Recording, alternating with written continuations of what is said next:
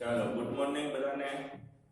Practice વર્કમાંથી કાલે 3 દાખલા લેસનમાં આપ્યા હતા, 12મો 13મો અને 14મો. ઈ પહેલા જોઈ લઈએ, પછી ટાઈમ વધશે તો આપણે પાઠ્યપુસ્તકના 2 દાખલા છેલ્લે બાકી છે એ આપણે કરશું, 15 અને 16. બરોબર?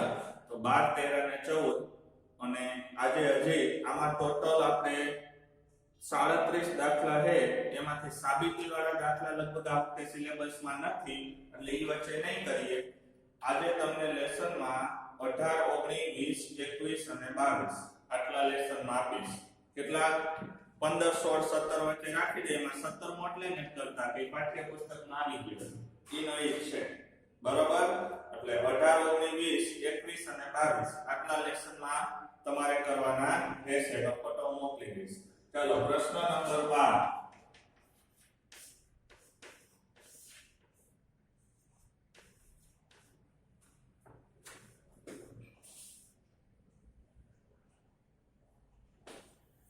એક મકાનની ટોચ પર ધ્વજદંડ ઊભો કરેલો છે. એક માણસ મકાનથી 25 મીટર દૂર જમીન પરથી મકાનની ટોચ અને ધ્વજદંડની ટોચને ઉચ્છેદ કોણ અનુક્રમે 45 અને 60 માપે છે. મકાનની ટોચથી ધ્વજદંડની ઊંચાઈ શોધો. પેલા આકૃતિ જેમ કીધી ને એમ દોરી લેવાની. આ એક મકાન,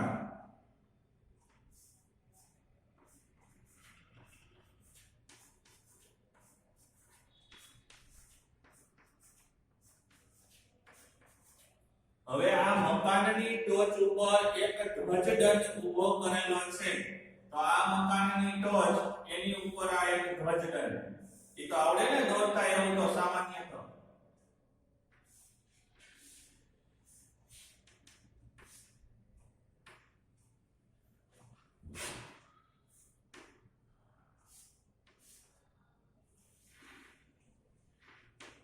બરોબર? હવે વ્યક્તિ છે ઈ એકવાર આ ધ્વજદંડને જોવે છે અને એકવાર એના તળિયાને જોવે, એટલે કે મકાનની ટોચ અને ધ્વજદંડની ટોચ. બરાબર? આ બે ઈ જોવે છે. હવે એને એક માણસ મકાનથી 25 મીટર દૂર, એટલે આ મકાનથી કેટલા મીટર દૂર? અહીંયા 25 મીટર. એટલે આ માપ આપ્યું છે, પાસેની બાજુ આપી દીધી છે. 25 મીટર દૂર એકવાર ધ્વજદંડનું તળિયો એટલે અહીંયા જોવે છે અને એકવાર એની ટોચ એટલે અહીંયા જોવે છે. બરાબર? પહેલી વખત એને મકાનની ટોચ અને ધ્વજદંડની ટોચના ઉચ્છેદ કોણના માપ 45 અને 60 જણાય. એટલે આ 45 અને આ 60. જોજો, ખાસ યાદ રાખજો. ધ્વજદંડની ટોચ છે એ 60 નો ખૂણો માપે છે અને મકાનની ટોચ છે એટલે ધ્વજદંડનું તળિયું કહેવાય, ત્યાં 45 નો ખૂણો માપે છે. તો મકાનની ટોચથી ધ્વજદંડની ઊંચાઈ શોધો. આ આપણે શોધવાનું છે. એકદમ ઈઝી. બરાબર? હવે અહીંથી ચાલુ કરો નામ આપવાનું. તો A, આ B, આ C અને આ D.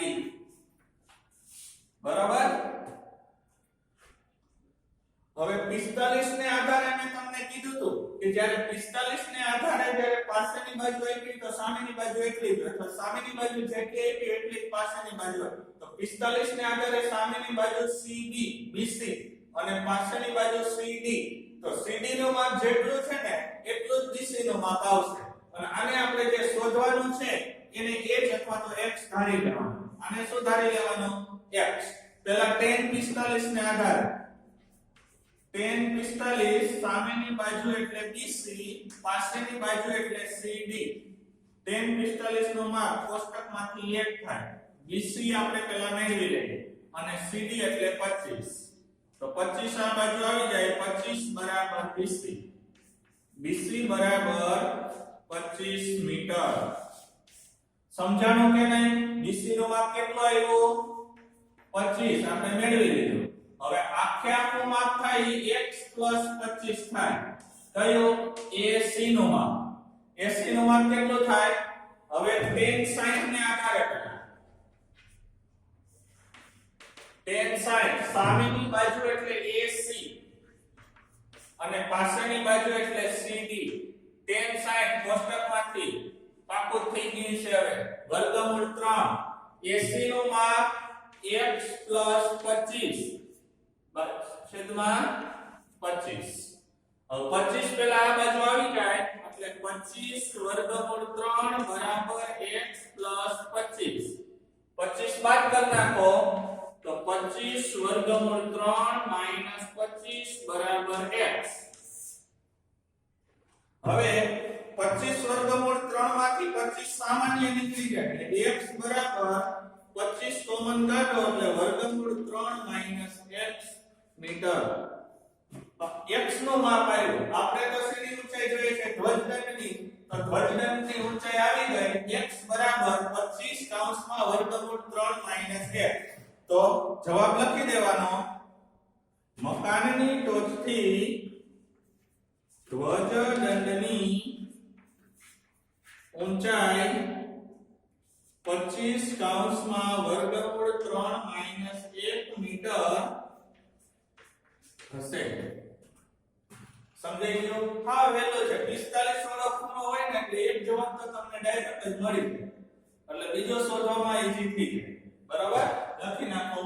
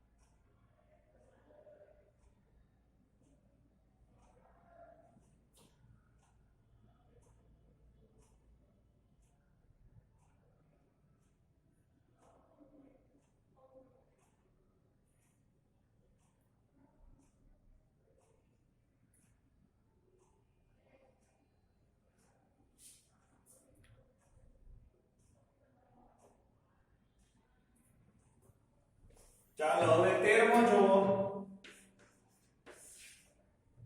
વાવાઝોડાને કારણે એક ઝાડ એ રીતે ભાગીને વળી ગઈ છે કે જેથી તેની ટોચ જમીન સાથે 30 ના માપનો ખૂણો બનાવે. આ દાખલો તો આવ આવડી જાય એવો હતો. આપણે પાઠ્યપુસ્તકમાં આવી ગયો છે. ઝાડની ટોચ જમીનને અટકે તે બિંદુનું ઝાડના થડથી અંતર 9 મીટર હોય તો ઝાડની ઊંચાઈ શોધો. બરોબર?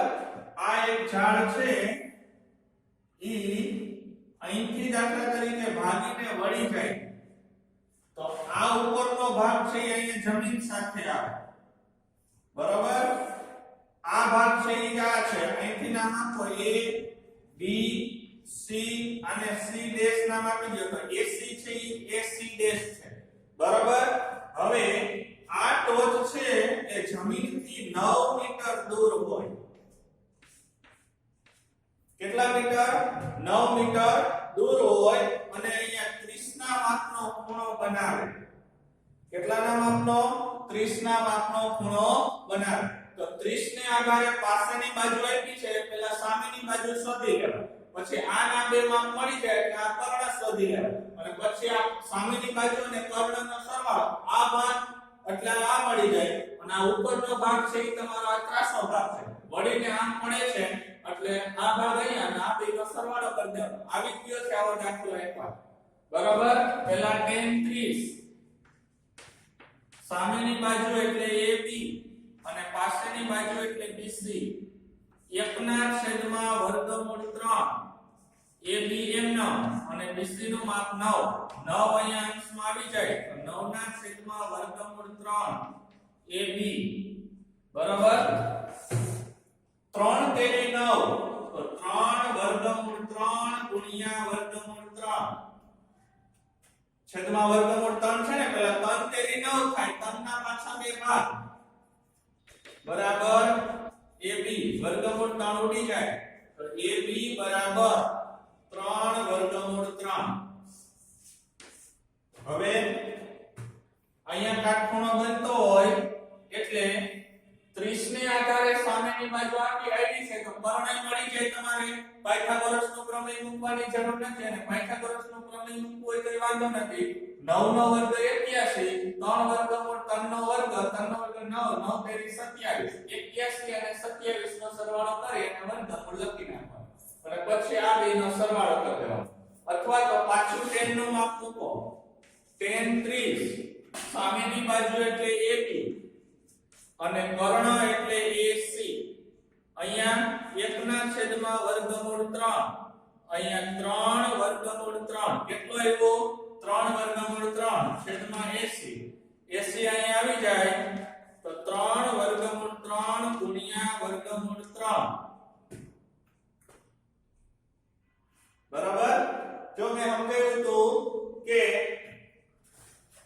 કર્ણનું માપ છે એ સામે 30 ના ખૂણાની સામેની બાજુ કરતા બમણું હોય કેટલું હોય બમણું તો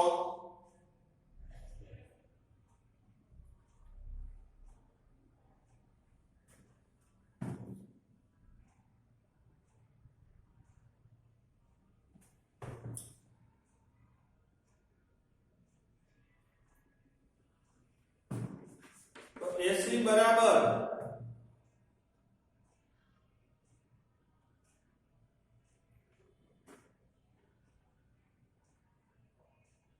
અહીંયા તો ને પાયથાગોરસનો પ્રમેય મૂકશું તો જ થશે નકર નહીં થાય હવે સામેની બાજુ આપણને મળી ગઈ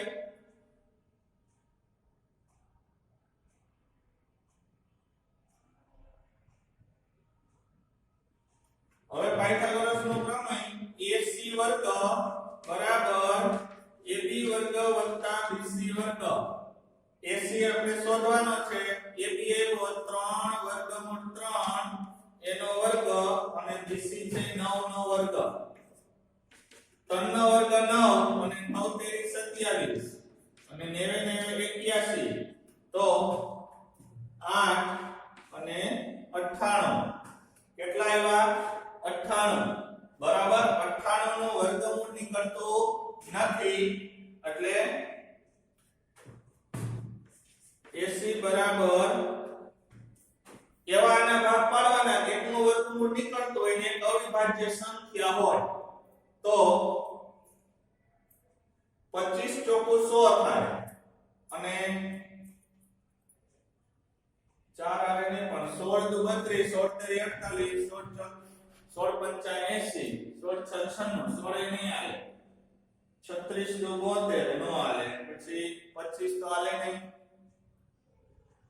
9 દુ 18 9 તેરી 7 8 9 72 9 81 એ નહીં હાલે એટલે વર્ગમૂળમાં 98 એમ નામ જ રાખવા જોશે બરાબર 17 ચોક 68 હે હાલો નથી દેખાતો? નેટ ઓછું આવે છે.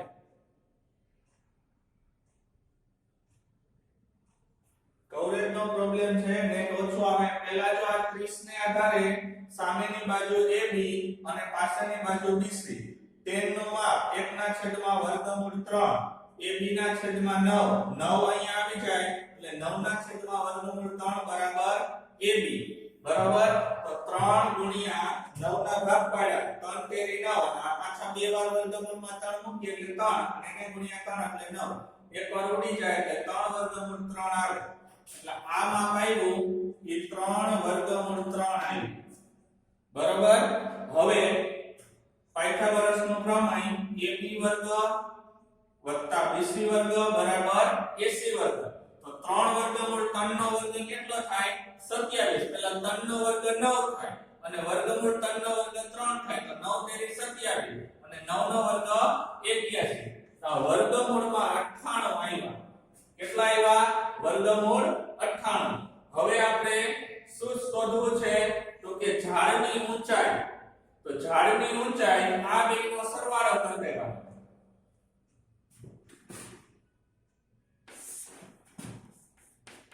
ઝાડની ઊંચાઈ બરાબર 3 વર્ગમૂળ 3 વત્તા વર્ગમૂળ 98.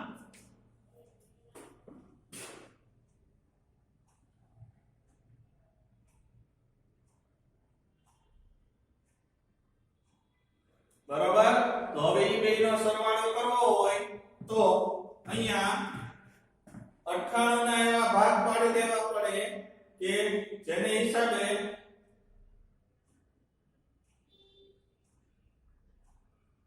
અથવા તો અહીંયા 9 ના ભાગ પાડી સામાન્ય કાઢી લ્યો તો હાલે બરાબર. અથવા તો કાઈ ન થાતો હોય કાઈની ઝાડની ઊંચાઈ આવી ગઈ 3 વર્ગમૂળ 3 વત્તા વર્ગમૂળ 98. જો અહીંયા 1.73 મૂકો ને તો વ્યવસ્થિત જવાબ આવે નકર જવાબ વ્યવસ્થિત આવતો નથી. અહીંયા 1.73 મૂકી દેવા પડે. 1.73 મૂકો એટલે 1.73 ગુણ્યા 3 3 તેરી 9 7 તેરી 21 22 21 નો એકડો વધી 2 3 ને 2 5 519 એટલે 5.19 મૂકવાના. પછી એનો વર્ગ અને 9 નો વર્ગ કરો એટલે કર્ણ મળે અને ઈને આ બેનો સરવાળો કરવાનો એટલે ઝાડની ઊંચાઈ તમને મળે. અથવા આપણે આમ નામ રાખી દઈએ તો આ ઝાડની ઊંચાઈ થઈ ગઈ બરાબર. લખી નાખો.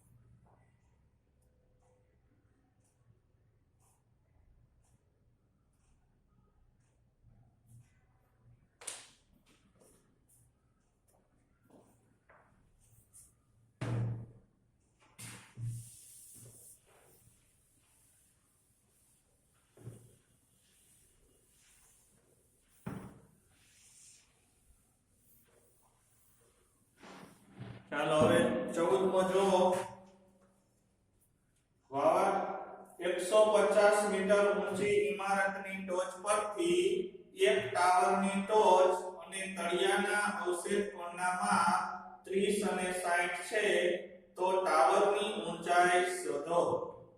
હવે એક 150 મીટર ઊંચી ઇમારત ઊંચી છે, અવશેષ કોણ કીધો છે એટલે ઇમારત છે ને એ ઊંચી છે અને ટાવર છે ને એ અહીંયા નીચો છે.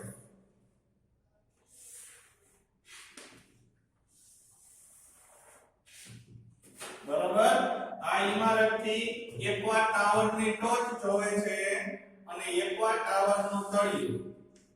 બરોબર, તો એને તળિયું જોવે છે અને ટોચ જોવે છે એટલે અહીંથી આમ થાય. બરાબર, આવી આકૃતિ થાય. હવે ઇમારતની ટોચ 150 મીટર ઊંચી ઇમારત છે.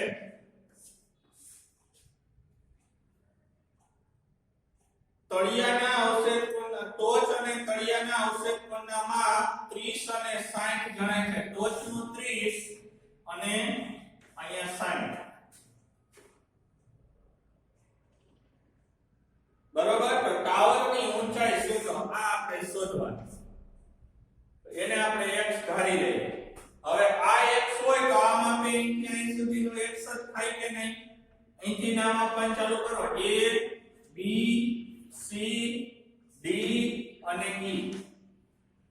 બરાબર, હવે cd અને b આ બે એકથી સીધે સીધું છે એટલે સરખું હોય.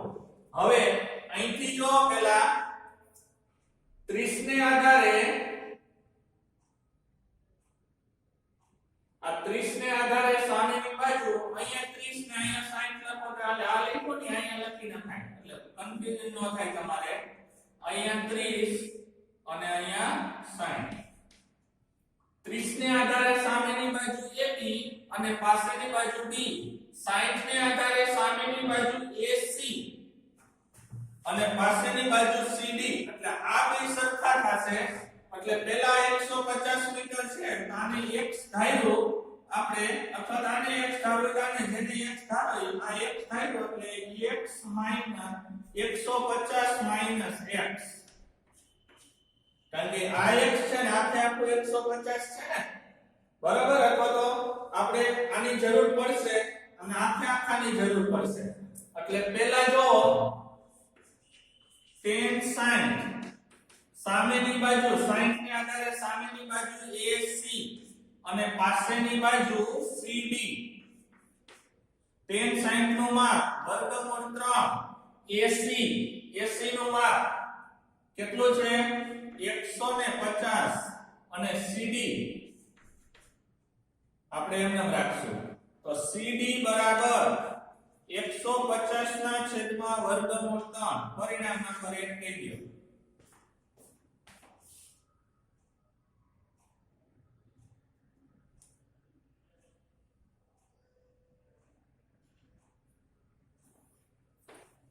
બરાબર, હવે અહીંયા ક્યાં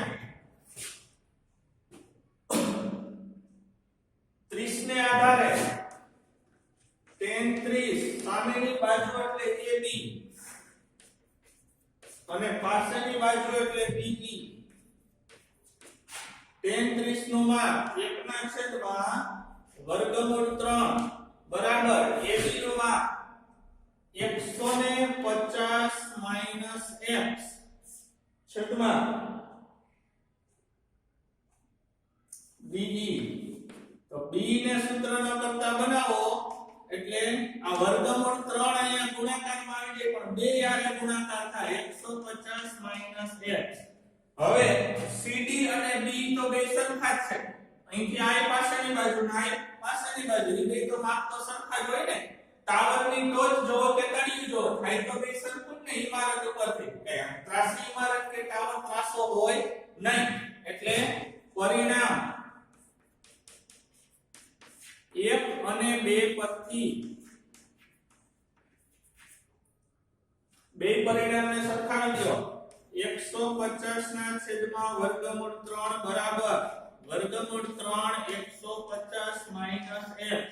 આ વર્ગમૂળ 3 આ બાજુ આવી જાય એટલે 150. વર્ગમૂળ 3 નો વર્ગમૂળ 3 આને ગુણાકાર કરો એટલે 3. 150 -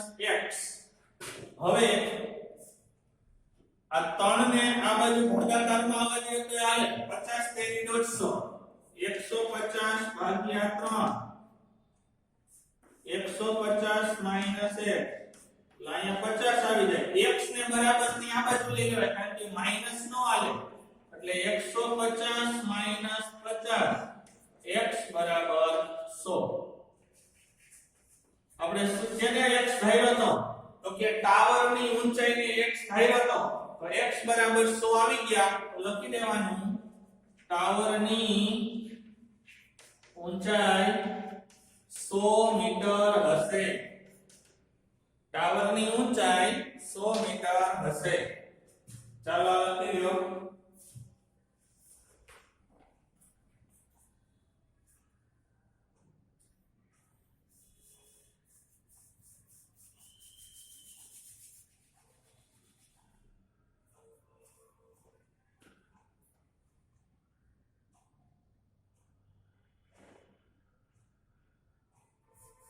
દેખાય છે ને એનો હરખું લખી લો હા રેડી